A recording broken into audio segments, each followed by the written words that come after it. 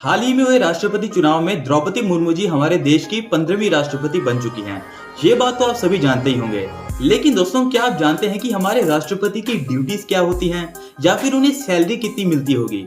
तो दोस्तों, आज हम बात करेंगे ऐसे ही 6 लोगों के बारे में जो इस वक्त भारत की सबसे बड़ी पोस्ट पर काम कर रहे हैं, यानी कि उनकी ड्यूटीज और उनकी सैलरी कितनी होती होगी। नमस्कार दोस्तों, मेरा नाम है पवन कुमार और चलिए शुरू करते हैं नॉलेज वाला एंटरटेनमेंट। सबसे पहले बात करते हैं मेंबर्स ऑफ पार्लियामेंट की।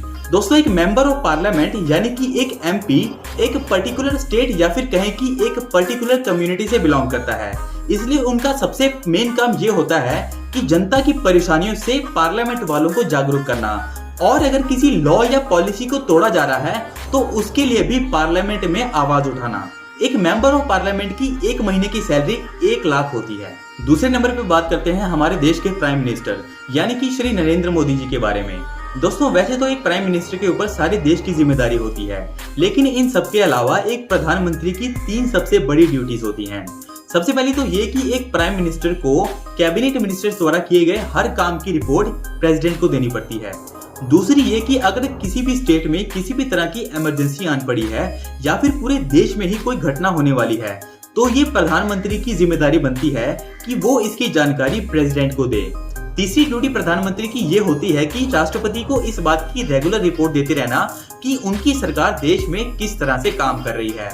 ये सारे काम करने के बाद हमारे देश के प्रधानमंत्री को जो सैलरी मिलती है वो होती है 1,60,000 रुपए प्रति महीने। तीसरे नंबर पे आते हैं हमारी इंडिया की सुप्रीम कोर्ट के सबसे बड़े जज साहब यानी कि दी चीफ जस्टिस ऑफ इंडिया, जो कि प्रेजेंट में हैं एन.वी. रमन्ना जी। दोस्तों, जैसा कि आप जानते ही होंगे कि एक जज की ड्यूटी एक कोर्ट तक ही सीमित होती है, उसी तरह से एक चीफ जस्टिस ऑफ इंडिया की ये जिम्मेदारी होती है कि इंडिया से जुड़े सभी इंपॉर्टेंट केस को वो हैंडल करे और उनके लिए एक निष्पक्ष फैसला सुनाए। आपकी जानकारी के लिए बता दूं कि एक चीफ जस्टिस ऑफ इंडिया को अपॉइंट करने की पावर सिर्फ प्रेसिडेंट के पास होती है, यहाँ तक कि प्रधानमंत्री भी उन्हें अपॉइंट या डिसमिस नहीं कर सकते। सुप्रीम कोर्ट में एज अ जज काम करने के लिए चीफ जस्टिस ऑफ इंडिया को 2,80,000 प्रति महीने की सैलरी दी जाती है।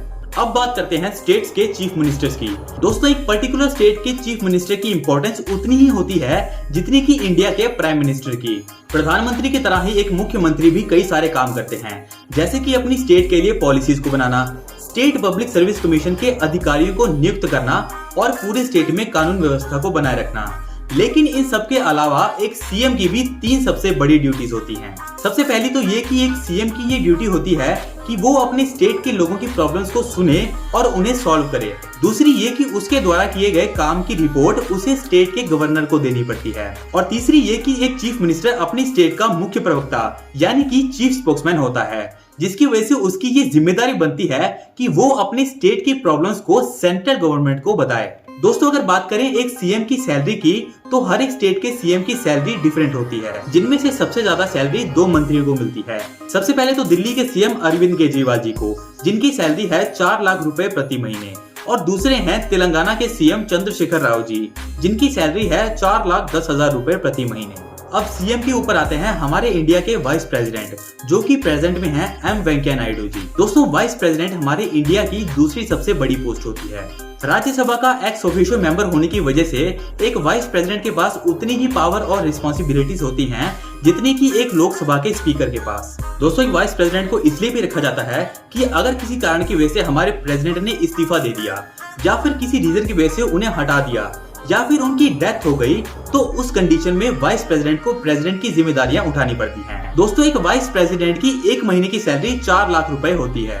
नंबर 6 पे बात करते हैं हमारे देश की सबसे बड़ी पोस्ट पर काम करने वाले पर्सन की, यानी कि हमारे राष्ट्रपति जी की, जो कि हाल ही में द्रौपदी मुर्मू जी बन चुकी हैं। दोस्तों, आर्टिकल 60 के मुताबिक राष्ट्रपति की जो 3 सबसे बड़ी जिम्मेदारियां होती हैं वो होती हैं to preserve, protect and defend the constitution and law of India, यानी कि हमारे देश के संविधान और कानून की संभाल करना, उसकी सुरक्षा करना और उसका बचाव करना। कम शब्दों में कहूँ तो पूरे देश की जिम्मेदारी एक राष्ट्रपति पर होती है। दोस्तों, एक राष्ट्रपति को 5 लाख रुपए प्रति महीने की सैलरी मिलती है, जो कि भारत में एक गवर्नमेंट ऑफिशियल को मिलने वाली सबसे बड़ी सैलरी है। तो दोस्तों, आज की वीडियो में बस इतना ही। मिलते हैं कल एक और इंटरेस्टिंग इन्फॉर्मेशनल वीडियो के साथ। तब तक के लिए अपना ख्याल रखिए। जय हिंद।